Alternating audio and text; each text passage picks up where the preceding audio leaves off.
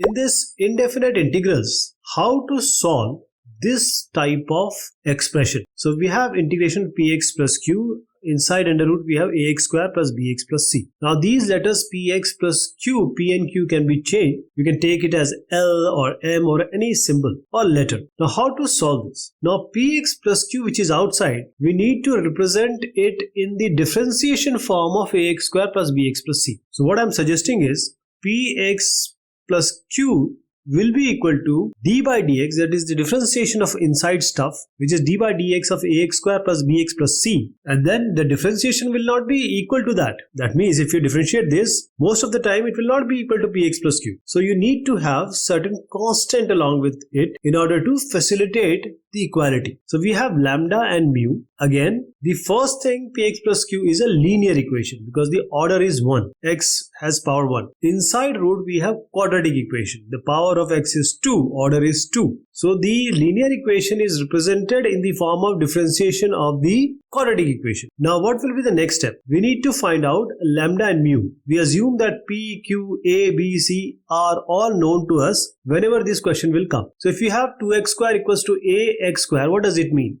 It simply means a is equal to 2. Similarly, if I write 3x equals to say mu x, what does it mean? Mu is equal to 3. So let's differentiate this. It will be lambda. Ax square will be 2ax. This will be b and c will be 0 plus mu. And this equals to px plus q. This equation is very important because we are going to replace px plus q by this equation in the later part. So px plus q on the left hand side, let's equate it with these similar terms. So we have 2ax lambda plus b lambda plus mu. So we will make these similar term as equality. So px equals to 2ax into lambda. This is our first equation. We are just equating the similar terms. Q is a constant, so it will equate to b lambda plus mu. Now when we terminate this x or cancel this out, p will be equal to 2a lambda and q will be equal to b lambda plus mu. Please remember, only lambda and mu are unknown, others are known. So with these two equations, we are in a comfortable position to find out this lambda and mu. So these two will be computed. Now this px plus q, as I suggested earlier, in this integral will be replaced by equation number 1. So px plus q will be equal to, in place of px plus q, I am writing lambda into 2ax plus b plus mu, and then we have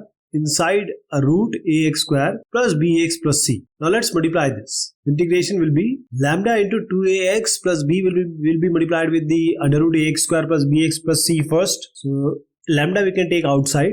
2ax plus b into under root ax square plus bx plus c, and then we have mu, it can be taken outside. Inside this we have under root ax square plus bx plus c. Now let's call this first one as I1, other part as I2. Now in actual question we'll see how we are going to find out. See, 2ax plus b in the first I1 is simply the differentiation of ax square plus bx plus c. So if you have an integration of this type, where we have the f dash x and fx to the power n, that is the function to the power n and the differentiation along. So you can directly write the answer as fx to the power n plus 1 by n plus 1. So this simply will be ax square plus bx plus c to the power n is half here. So half plus 1 will be 3 by 2. And in the denominator it will be 3 by 2 plus 1. How about I2? We have under root ax square plus bx plus c. So we need to make it as a perfect square. So it will be in the form of x square plus a square under root.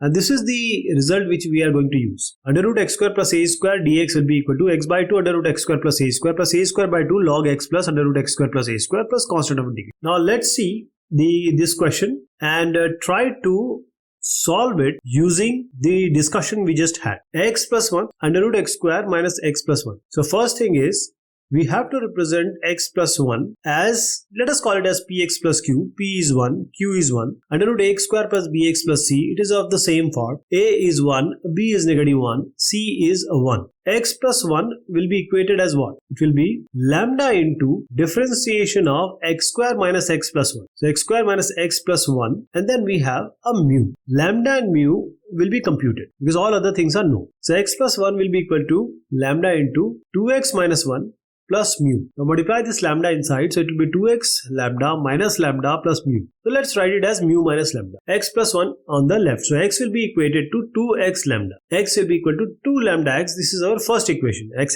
gets cancelled. Lambda is directly half here. In the Second part, we have to equate the similar term. So the constant is mu minus lambda, and it will be equated to 1. Lambda is already computed, which is half. So 1 will be equal to mu minus half. Mu will be equal to 1 plus half, which is 3 by 2. Lambda and mu are computed now. Now this x plus 1 in this equation, which I am pointing or writing as 1, we will use this to replace x plus 1 because already a lambda and mu is computed. So let's call this as I. This integration will become half in place of lambda half 2x minus 1 plus mu is what? 3 by 2. And this is just the replacement of x plus 1 in this terms. And the other part will remain same. So under root x square minus x plus 1 will remain like that with a dx here. So this integration, now let's multiply it inside and call it as I1 and I2. The first half into 2x minus 1 will be multiplied by under root x square minus x plus 1. So we have half integration of 2x minus 1 under root x square minus x plus 1. This is our first term. Then we have the second term, 3 by 2 multiplied by the under root term. So 3 by 2 I am taking outside, under root x square minus x plus 1 will be there. Now we have half and this term. Now you already know that this is fx, which is inside root, and power is half because under root x is simply x to the power half. So fx to the power half. If you take the differentiation of fx, which is f dash x, it will give you 2x minus 1. So x square minus x plus 1 differentiation will give you 2x minus 1. So integration of f dash x into fx to the power n, which you see here also, is simply directly you can write fx to the power n plus 1 divided by n plus 1. So in this case, what is n? N is half because root is actually the power half. So what is x? X square minus x plus 1. So I'm directly writing the formula now. Half is already outside. X square minus x plus 1 to the power 3 by 2 because half plus 1 is 3 by 2. Denominator you have n plus 1. What is n? Half. Half plus 1 is 3 by 2. Now 3 by 2 when it goes up it will be 2 by 3. So this 2 gets cancelled. 1 by 3 will come up in the front. So I1 is already done. I1 is simply x square minus x plus 1 to the power or raised to the power 3 by 2. And that is 1 by 3 also. A constant term. Now coming to I2. I2 is 3 by 2 under root x square minus x plus 1. So we need to integrate this. So x square minus x plus 1 we have to convert it into the perfect square. So whichever the middle term is there in the quadratic equation, you just take that term without the sign. Divide it by 2, square it, and then add it to the term, square it, add and subtract. The half square minus half square. So 3 by 2 integration. Now a square plus b square minus 2ab. So x minus half whole square. What is remaining? 1 minus half square. So 1 minus 1 by 4. So this will give you 3 by 4. So in order to make it as a perfect square, root 3 by 2 whole square will give you 3 by 4 only. So let's write this root 3 by 2 whole square. This is inside under root. Now do you see? This is under root x square plus a square formula. And the formula is already shown to you. It's x by 2 under root x square plus a square by 2 log x plus under root x square plus a square plus constant of integration. So let's write this. 3 by 2 will deal just now. So x minus half by 2 because it is x by 2, x is x minus half 1. Under root x square plus a square. This x square plus a square has come from where? It has come from x square minus x plus 1 only. We have added half square, subtracted half square by ourselves. Initially it was x square minus x plus 1 only. X square plus a square was that only. Plus a square by 2. What is a square? A square is already known to us. It is 3 by 4. 3 by 4 divided by 2 is 3 by 8. Multiplied by half, you will get 3 by 8. Then you take a log and inside this you will get x plus under root x square minus x square plus a square. X is already x minus half in this case and x square minus x plus 1 is like this. So then this x, just assume that I have written x minus half. I have just missed this negative half. So x minus half is what? 2x minus 1 divided by 2. This will give you 2x minus 1 by 2 and already 2 is there. Means 3 by 2 has to be multiplied now. So we have 2x minus 1 by 2 into 3 by 2. So the first term of I2 is 3 by 8 2x minus 1 and this will remain as same, x square minus x plus 1. Now coming to the second term of I2, 3 by 8 multiplied by 3 by 2 will be what? 9 by 16. Inside this we have log and keep it like this only. I'm writing it here, log. In place of x, I'm writing x minus half because it is actually x in this case. And this under root x square plus a square will be x square minus x plus 1 only. Now this is I2. Now just add I1 and I2, you will get the final result. So this I will be equal to I1 plus I2 and the final result, because we have computed I1 separately and I2 also separately. So 1 by 3 x square minus x square x plus 1 and to the power 3 by 2.